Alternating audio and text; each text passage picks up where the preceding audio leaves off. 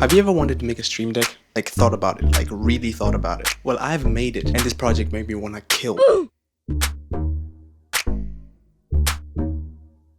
Now, since I've started making YouTube videos, I've wanted to edit my own videos properly, but I don't have the infrastructure for that because I always forget the macro keybinds. So to solve that issue, I decided to make my own stream deck, like a little macro keyboard with a tiny display across it.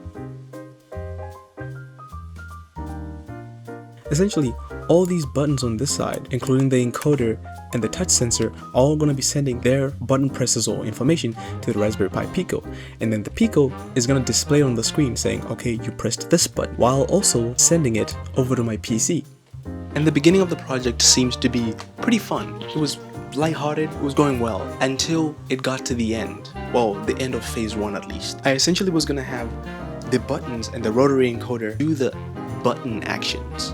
So like volume up, pause, control C, and all that jazz. And then I would have the SD card module have animations and store the macros themselves. And then the tiny display would show you what macro you're in, what buttons you can press, like some other miscellaneous stuff. It was a flawless plan, and it was going pretty smoothly. Everything was working perfect. I connected all the buttons, rotary encoder, all of it to the Raspberry Pi Pico. I couldn't get the SD card module to work though, but I thought, hey, it's a minor inconvenience, I can fix it later. And the first version that was going to be connected by wires, because I thought I don't need a PCB for this, I can just connect it with wires. And the wires I used specifically pissed me off, and I thought using wires was not going to be a problem. But in the first version, it was going to have two displays, one showing time and one showing the data for the macros and the button presses and all that stuff.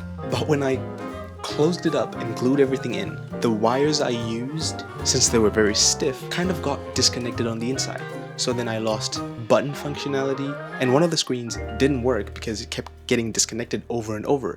A few moments later. So in phase 2, I decided to build the macro keyboard using a PCB that I designed in one night. I also replaced the two screens with one long SPI screen, and also got rid of the touch sensor and was gonna only use a rotary encoder, 6 buttons, and the SD card. But I made a mistake in the design of the PCB and didn't wire things very well because every component seemed to be shorting out. The rotary encoder had 5 volts on every pin, which is not supposed to happen, and the SD card for some reason just didn't want to work. So maybe it was incompatible with my setup, or I didn't wire everything properly. But if you put aside the inconveniences and also my lack of skills, I think the project went as well as it possibly could, because this is what I ended up with after 3D printing a case for it and making custom code to run the button macros for my computer to understand.